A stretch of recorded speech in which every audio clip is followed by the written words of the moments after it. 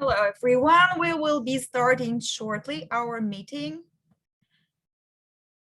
Thank you very much for coming over. I can see some names I am familiar with.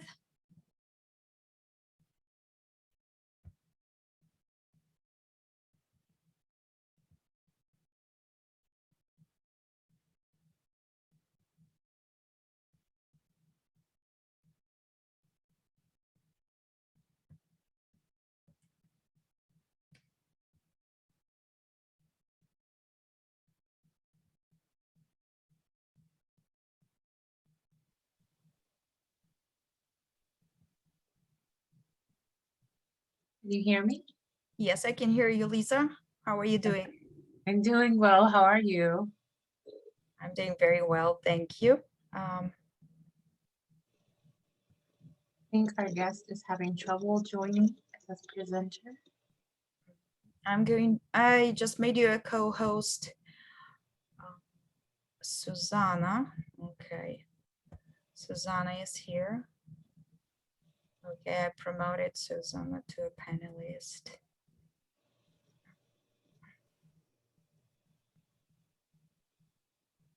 Perfect. Can you hear me?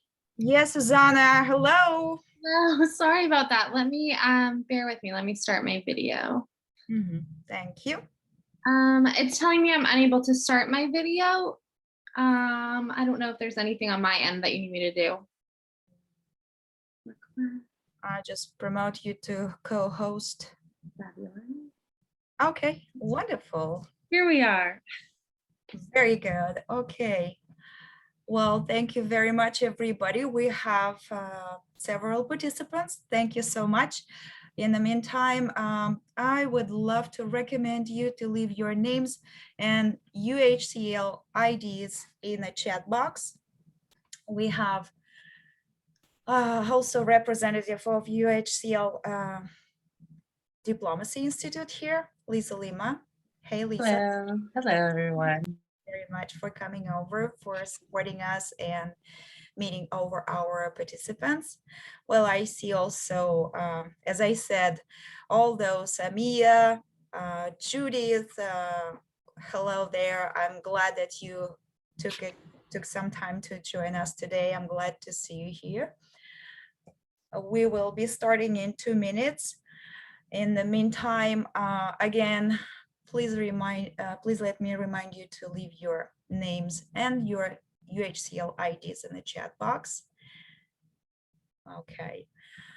Well, the idea of summer series was conceived during my meetings with our program providers. The program provider representative here today is Susanna Shigo, or Shai, how do I pronounce the, because I know Susanna just by name. We always like Larissa, Susanna. Okay. Yeah, my last name is Shigo. Shigo, okay, very good. So let me start over and let me just give you a couple of ideas about what we're going to do here today. My name is Larissa Landry. I'm host today of our meeting. We have Susanna Shigo, representative of AIFs, one of the biggest program providers, program for education abroad. Susanna will be speaking about our topic today about scholarship and other creative ways to earn money to be able to travel and study abroad. So let me give you some tips, some ideas about Susanna. She shared some information about herself with me. So let me just read something about her. During her time at San Michel College, Susanna discovered her passion for higher education and study abroad. As a student with AIFs in the spring of 2015 in London, Susanna was able to understand the impact of study abroad firsthand. After graduating in 2016, Susanna worked in admissions for University of Cincinnati. In 2017, Susanna started with AIFS in database marketing department as a program advisor for the college division. In that role, she assisted students. And that role, she assisted students on all AIFS programs with their application process. In 2019, she began working with the College of Division with customized programs. And in 2021, she started working as a regional director for AIFS abroad. Okay, that said, I don't want to hold you back, Susanna. Please take over from here. And thank you very much for taking this opportunity and offering this presentation today for our UHCL students who are planning their education abroad and who are interested in study abroad in Western Europe specifically. And why we selected this subject, because Western Europe is one of the expensive destinations. All right, thank you. No problem. I'm going to share my screen quickly. Let me know. Can you see that? I hope you can. I'm going to go ahead and start from the beginning. Is it full screen? Can you see everything? I always want to make sure. Perfect. So hi, everyone. As Larissa said, my name is Susanna Shigo, and I'm a regional director here at AIFS Abroad. I've been with AIFS for a little over 4 years at this point. I've held a couple of different positions, but I'm excited to be here today to explain a little more about scholarships and scholarships specifically for our programs in Western Europe. As explained, I have a big heart for Western Europe programs. I studied abroad in London when I was a student through AIFS, and I know firsthand kind of the experience going through that. So we'll jump right in. So just a little bit about AIFS to start. So AIFS was founded in 1964, so we're quite old.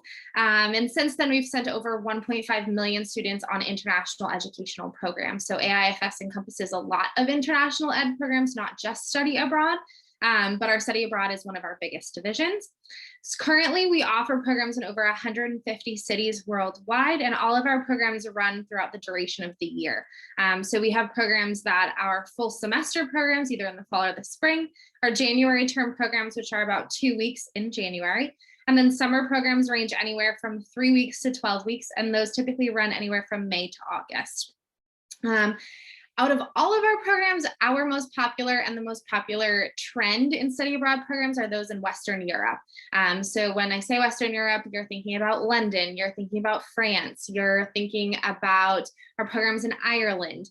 So those are the popular ones through us and our locations that we offer, but there are many more through other providers as well. And over the years, we give out close to $1 million in scholarships to our students directly. So this is money that we've raised and money that we give back to our students. This is not the only funding that our students receive. So we're going to talk about that a little more moving forward as well. I always like to put this fact in there in terms of study abroad. So only 10% of students, college students, study abroad. You may look at it from a distance and think, oh my goodness, the sticker shock, study abroad is really expensive. I don't know if it's worth that investment, but I think seeing the statistic really helps. Knowing that only 10% of college students do study abroad, this is something that can really set you apart, whether you're going to grad school when you graduate, med school, put this on your resume to potentially get a job. This will really set you apart. So we like to think of it as an investment in your future, and that's why it would be worth the money. But still, we understand that the sticker shock is real. And so that's why we're talking about scholarships and funding opportunities for you as a student.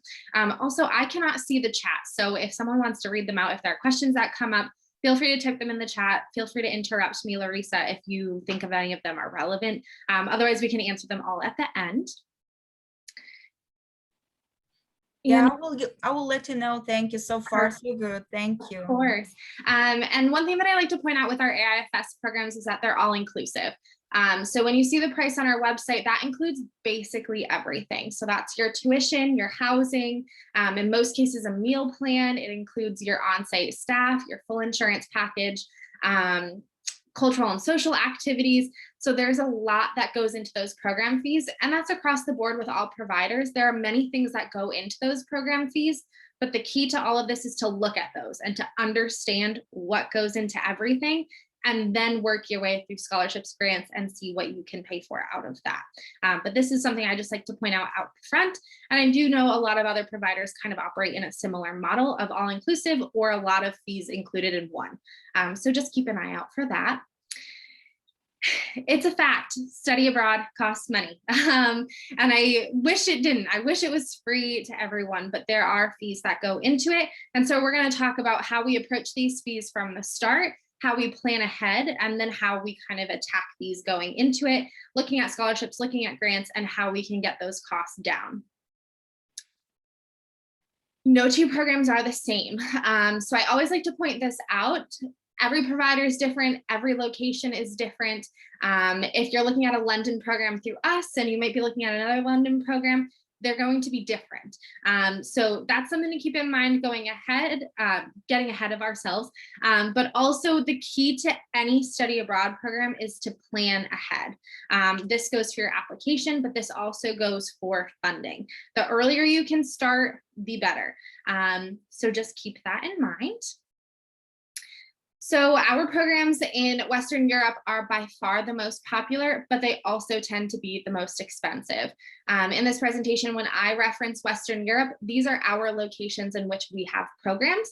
So we have a program in Grenoble, France, Paris, France, and Cannes, France, London, England, Limerick, Ireland, Maynooth, Ireland, and Dublin, Ireland. All of these programs offer different terms. You're looking at semester programs, summer programs, January term programs.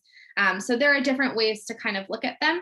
I also do like to point out that a thing that goes into the price is the length of time.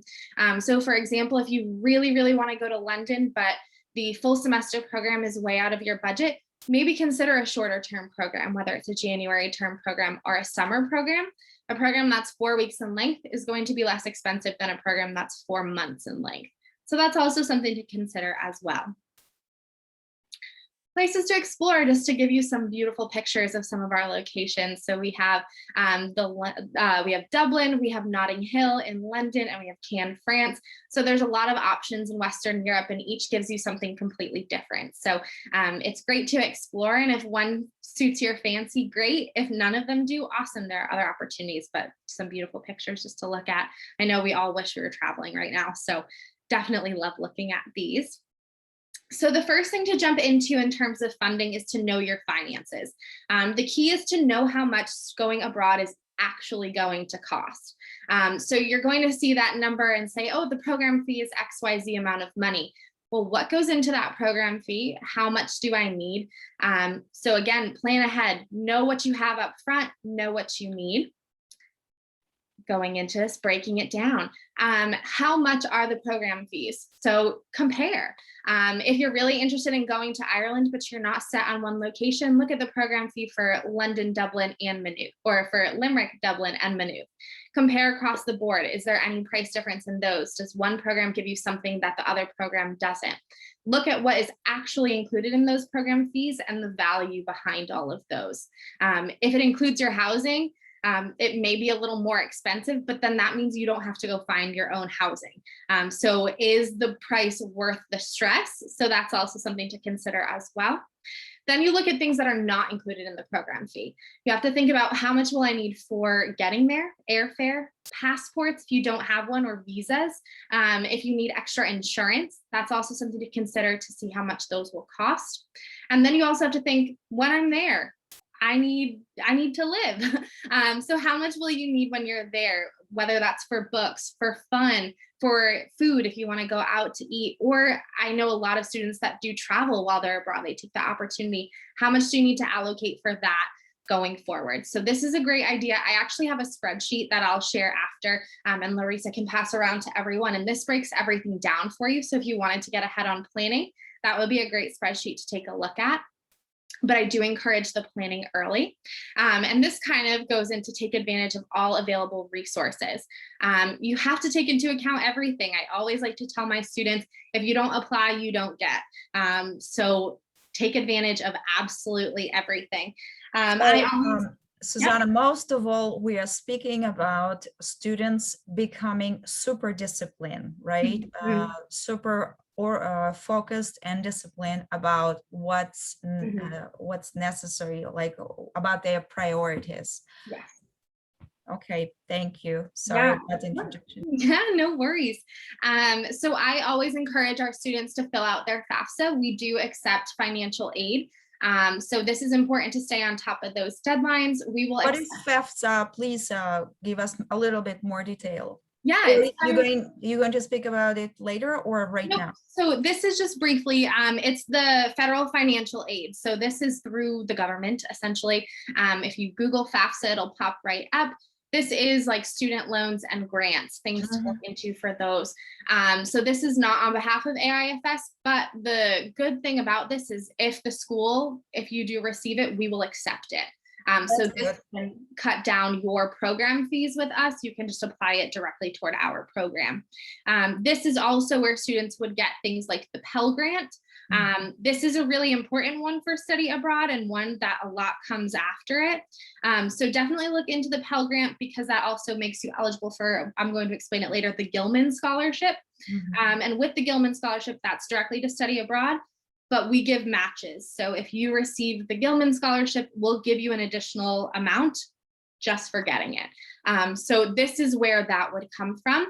But they have deadlines and these are not our deadlines and they're not flexible. So October 1st is that deadline for the next school year. So just keep that in mind. I also recommend our students talk to the financial aid office on campus. They know the most about financial aid. So they're going to be your best resource. You can ask about your eligibility for grants, student loans, and scholarships.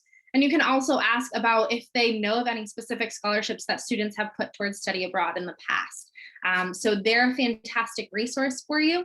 And then when it comes to scholarships in general, apply, apply, apply. Again, if you don't apply, you don't get. The more you apply to, the better chance you'll have of receiving some sort of scholarship money. So keep that in mind. I have, when it comes to applying for scholarships, I know this is very personal to me because this is what I did. I'm very weird with spreadsheets. I like color coding. I like spreadsheets. I do all of that. But this is so helpful because if you put it all in one spot, you can list it. You can list when the deadline is, if you've applied for it, what you need for it, and keep it all in one spot so that you can see that. I love this. I also suggest writing a personal statement early. Take it to your writing center on campus. Ask a professor to read it over. Those are resources for you that can help you in the long run. So write that personal statement, make it really personal as to why you want to study abroad, what this is going to do for you and your career and your personal life moving forward. And again, find those resources on campus that you already have and ask them to read it over. And then I know I speak for all of the study abroad advisors and professors when I say this last point, but ask for letters of recommendation early. You don't want to do this the day before your scholarship is due because everyone has 101 things going on. So if you can get 1 or 2 letters of recommendation already saved and done that you need for all of your scholarships, they're already done. You don't have to scramble at the last minute to try to get those all together. Find people that can really vouch for you, whether that's a professor, an advisor, a mentor, a boss, someone like that that can really vouch for you, and explain to them why this is important to you. Why is study abroad important? You want to give them as much information to help you. So these are kind of the basics. Susanna, speaking of recommendation, I just got a question from our student who basically didn't know what type of how navigate his advisor or his professor into recommendation, and what would be your I think we can speak a little bit later about that, okay? Like your advice, your couple of tips. Okay, thank you. Yeah, definitely. I'm just making mental marks for myself. Yeah, no worries. So here I've just listed a couple of links to scholarships. I will send my presentation out afterwards so that you can have quick access to these links. But these are just a few. I've listed our website first. This is our scholarship and grant page. The Gilman Scholarship, which I mentioned, if you do receive the Pell Grant, you are eligible for this. It's a fairly large scholarship, so it's something to look into. Fund for Education Abroad. They have a lot of scholarships for different programs, different lengths, kind of a mix of everything. NAFSA is what oversees study abroad coordinators, and they also have an aggregate list of study abroad scholarships. And then also studyabroad.com aggregates has an aggregate list of all scholarships. So different things to look into. Again, I suggest looking at all of them, apply for as many as you're eligible for, and that'll help you in the long run. Then I always tell students to look at kind of the off the beaten path scholarships. I like to say that. So we'll accept, as long as the organization giving the scholarship will allow you to put it towards study abroad, we'll accept it. So that's definitely something to look into, but we've gotten scholarships from all of these different organizations and we've accepted them. So you can look into major specific scholarships, whether it's major specific or location specific. So if you're an engineering major and you want to go to Limerick, Ireland, maybe just Google search study abroad scholarships for engineering majors. It doesn't hurt to see what comes up. Also large corporations. So if you have a family member or they just have general scholarships, if you look up the Coca-Cola scholarship, it's an education scholarship. As long as it's going toward an educational endeavor, they can put it toward it. So for us, study abroad is education. So that's one to look into. If your place of work gives scholarships, I know my colleague's son works for Starbucks and he gets a scholarship to study abroad. He just has to apply for. I know Chick-fil-A gives one, McDonald's. So check with your job to see if there's any scholarships. They're typically very underused as well, which could ideally lead to more money for you down the line. Wild card scholarships, I always put this one in here because I actually received one to go abroad. I received two. I'm left-handed and I just applied to it and I got $500 to go toward my study abroad just because I was left-handed. And I'm also a twin. So there was a twin scholarship for education. I applied to it, received it, and I believe it was about $1,000 and that could go to my study abroad. So these kind of random ones can actually, it led me to $1,500 and that really helped me with my study abroad program. And then also local organizations, whether your family or you are involved in a Rotary Club, Kiwanis, Masons, Elks, Moose Lodge, they typically have educational scholarships as well. So don't count these out because a little goes a long way. If you get five $100 scholarships, that's $500 that you just saved. So that's definitely something to keep in mind. Yeah, and $500 is like five very nice dinners somewhere in Paris or in London. So why not, right? Or it's a weekend trip. It's a few weekend trips, actually. Yeah. So you have to think of it that way. You might not think, oh, $500 in the grand scheme of things doesn't seem that large, but it really is. It can go a long way. So definitely look into all of those little random scholarships because they do add up. And again, they're typically underused. So that helps you down the long run. So as I mentioned, AIFs does give scholarships. We typically give anywhere between $800,000 to $1 million a year to our students to study abroad. And I have just included some information about this. So we have 13 scholarships and 3 grants, anywhere from $200 to $10,000 to the program fee. So they do range in amounts and they do range in eligibility requirements. So I would encourage anyone to take a look at those. Our deadlines are listed here. We do have very strict deadlines. So we will not look at anything that we receive after these. They are not on a rolling deadline. If you apply to one of them the day before versus a month before, we're going to look at all of them at the exact same time. But again, they are pretty strict. You will apply through your AIFS student portal. This happens after you apply to our program.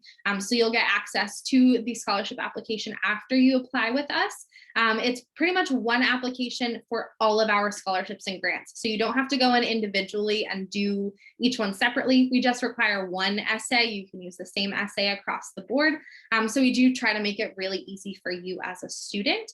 But that's where you would find that information. Again, they're all on our website and they are linked on that scholarship page, but we have a little bit of everything. We do also, again, have those grants. So if you do receive an outside scholarship, one of the ones we listed, we'll just give you additional money on top of it. You just have to show us that you received the scholarship. So those are really important. And I always like to point those out to students. So yeah, those are our scholarships. Thank you, Susanna. I just want to remind those who joined us later, please leave your name and your UHCL ID in the chat box. Thank you very much. We are continuing. Things to consider. Yeah, this is kind of the last point of our presentation, and then we can definitely open to questions, but just some things to consider when looking into study abroad and planning finances and scholarships. So these are more of like the little things that you can do on your own. So this isn't applying to scholarships. This isn't talking to financial aid. This is your own personal life. So look at your habits, cut unnecessary items out. Stop a habit. I know that I have a pretty, or I used to, had a pretty bad habit of going to Starbucks pretty much every morning and getting a coffee. That adds up to a lot of money. So even if you just cut it down to 1 day or 2 days a week and put that extra money that you would save into a keep the change fund, that'll add up over time. And it's really not that much out of your own personal life to go about it and save that extra money. I always like to point out, if students do currently have a credit card or are interested in opening a credit card, always do your research prior to that. But if you are planning on doing so, look into cards that'll either give you points or miles back, so that you can use that for your airfare. I know when I went abroad, I used points to cover my flight. So that wasn't an additional charge out of my pocket, and that really helped me. But again, use these sparingly, look at interest rates. Don't open a credit card if you can't afford it. But if you were thinking about it, this might be a good way to look at it. Also in this section, I like to point out thinking about when you actually are abroad and how you'll access money while you're there. For me, I'm based in Connecticut, and we have Bank of America here, and I switched to Bank of America because they partner with a bank abroad, so I didn't have any transaction fees.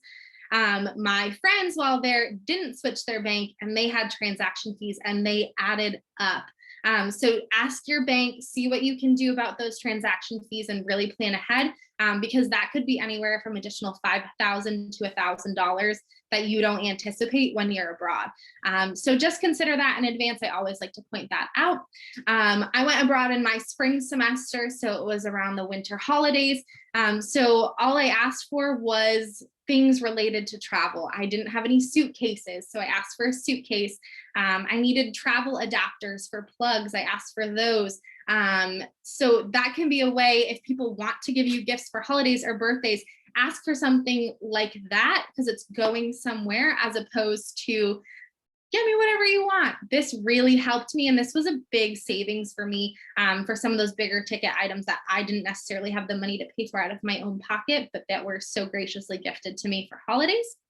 When it comes to writing your personal statements, make them personal. That's really what we're looking for when we read scholarships. We also, my coworkers and I, we read scholarships for outside organizations like NAFSA and Fund for Education Abroad. So we read a lot of scholarship applications. The best ones are the ones that are personal. You want to know why you want to study abroad, what this will do for you, who you are. And this is really important when looking into crowdfunding sites. We have a lot of students that look into GoFundMe and sites like that. We always encourage you to do your research ahead of time when doing these, but they do need a personal statement. And this is how you're going to have people donate to you. So make it personal. When you do post it on a crowdfunding site, share it with your network, put it on Facebook, share it on Instagram. I've seen actually a lot of people, I typically fall down the TikTok rabbit hole at night. And what pops up for me are people asking about study abroad, and they put their Venmo link in their bio, and they say, hey, if you can donate $1, if you see this, it would really help me study abroad, and here's why. And these people get their entire study abroad paid for like that. So those are creative ways to kind of look into it that really aren't much of a hassle for you. Also look into virtual fundraisers. So my colleague Paula, who's based in California, she's a big DIYer. She goes to thrift stores and buys furniture and upcycles it and then sells it on Facebook Marketplace. And when she did that, she saved that money for her son to go to college. So this could be something to look into as well. Are you crafty? Can you sing? Do you want to have an online concert? Can you cook? Do you want to hold a virtual cooking class and ask for donations? Those can be interesting ways, again, to use your skills, really get to know people, and gain money to fund your study abroad. And then we always like to point out the back to basics approach. I know we're in kind of a weird world now where being in person is kind of a touchy subject, but if you can babysit, if you know how to bake and can hold a bake sale, mow lawns, I know here in Connecticut, we get a ton of snow. So in the winter, people are out shoveling snow. So can you help a neighbor? Anything like that, and say, hey, if you just donate, and that's really helpful. So these are all things to kind of think into that really don't require you to do much else. They're not looking out of the way to scholarships or applying to anything. It's just little tweaks and little changes in your lifestyle, and that could really make a big impact in your budget. With planning, with patience, you'll get there. You'll get to some of these absolutely beautiful locations that I hope you do get the chance to go to. They're wonderful and they're worth the money, and I promise it's great. But again, there's a program out there for everyone. So if Western Europe is way out of your price range and you've crunched all the numbers and it doesn't work for you, there is something. If it's not a semester, maybe it's a J term, or maybe it's a summer. So there is something out there for everyone. It's just putting that work in to find what works best, and mainly what works best for your budget. But those are all of my helpful tips right now, but I'm definitely happy to answer some questions. Thank you very much, Susanna. That was very dynamic. I love this presentation. I already participated, and I was part of the presentation before, run by AIFs. That's why I basically invited you over to present to our students, because we always select the best. So questions, and I know we have question and Q&A box about can graduate students apply for this scholarships, I would say. Yeah, so with our AIFS program specifically, we're for undergraduate students. You have to be an undergrad in order to be eligible for our programs. And then in order to be eligible for our scholarships, you would need to be a student on one of our programs. Mm-hmm. So that being said, a graduate student wouldn't be eligible for our programs or our scholarships, but the other scholarships I listed, such as NAFSA, Fund for Education Abroad, Gilman, studyabroad.com, the aggregate site, they all have scholarships for graduate students, and the same things apply. The same model, the same methods. Look into everything you can. And yeah, so yes, but no. Okay, thank you very much. I just want to say that you said that if it's not Western Europe, which is considered to be the most expensive or relatively expensive destination, it can be something different. And something different will be well represented in our fall fair, in our Education Abroad fall fair. Please mark your calendars, everybody. It will be September 29. You're all invited. And I just wanted to use this chance, Susanna, and ask if you already know who will be coming to present AIFS. If not, that's okay. It's just a reminder for you. Yeah. I see. Yeah, so September 29, Education Abroad and Scholar Services will be hosting here in UHCL Education Abroad Fair. Everybody, please mark your calendar and come over. So that said, I would love to discover a little secret for all of you. We have here UHCL student who is going not to Western Europe, but she just recently was awarded our International Education Fee Award Scholarship, and she's going to South Korea. That said, let me introduce you to Aramis. Aramis, are you there? Can you switch your camera on, please? I need you to let me. Oh, I'm sorry. Okay. I am always bad with that. Okay. You are co-host now. Yes. Okay. Hi. Hello. Hello. How are you doing today, Aramis? I'm doing great. I'm happy to be here. Okay. Tell us about your story, about your, first of all, couple of words about where you're going and how you funded your study. So I'm Aramis. I'm an education major at UHCL. I actually went to Korea in 2015 for about 2.5 years. I was a English teacher over there, and I legally had to come back or else I would have stayed forever. And I decided to do education abroad so I can kind of get that aspect of the country and, you know, get some credits out of the way so I could hopefully go back there. So I second the point of really making the statements personal for the scholarships that you'll be applying to. I know it's really important to get these things. It's really hard to get it funded sometimes. It can be kind of daunting to look at the price tag of this stuff and see like, oh my God, like how am I gonna pay for this stuff? I'm gonna be eating ramen every day.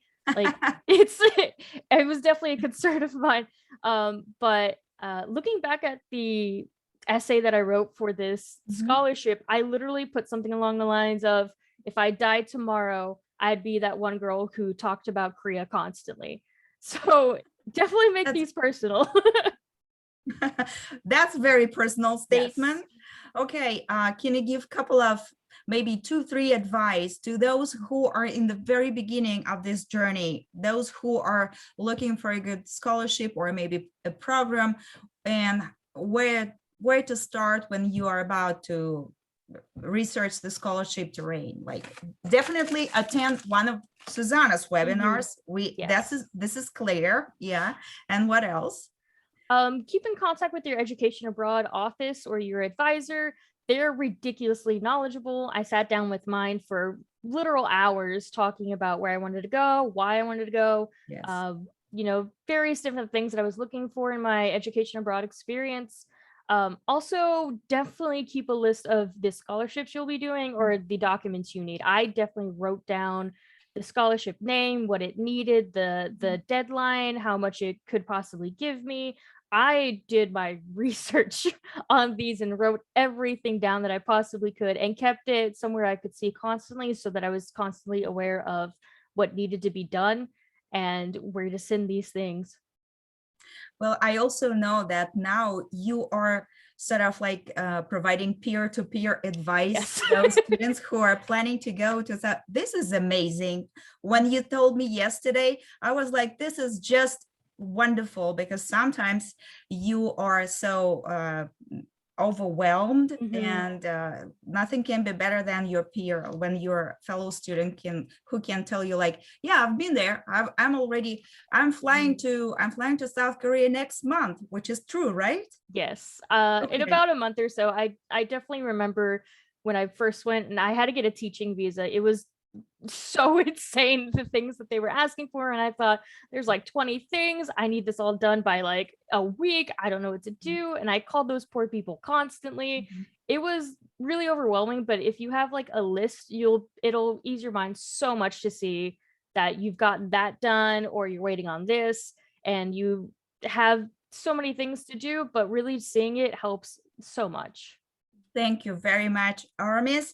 So I recommend everybody to send a message to Aramis, get in touch with her, get her contact information, some sort of like email, or I don't know if you're free to share your cell phone, and make sure that Aramis is available just only 1 month, because after that she will be gone. She will be traveling to South Korea because she got a scholarship from AIFs, which is our International Education Fee Award here in UHCL. Please go ahead and check our website. And Lisa Lima, our representative from the diplomacy institution here in UHCL, she just shared creative fundraising for you, and Office of Education Abroad available scholarship links in the chat box. Please feel free to use those. Okay, thank you, Aramis. And I just want to, again, I'm very happy for your achievements, and I'm looking forward to hear from you in South Korea. Of course. Thank you guys so much. You're very welcome. Okay, questions, guys. Anything, any ideas, questions, and please use this opportunity to speak to Susanna directly, because it's not very often when the regional director can come over and run a presentation for you.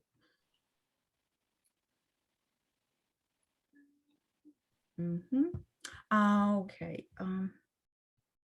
We answered question in a question and answer section. Can a new transfer student undergrad apply? Yes, I think a new transfer, we can arrange it with and speak with your college about this, the application to education abroad. Every situation is unique. It depends on your GPA, of course. It depends on your academic standing. So just make sure that we understand your conditions. Any other questions? And it was, I must say, it is a very, very dynamic presentation. I enjoyed it. And well, Susanna, you're a professional.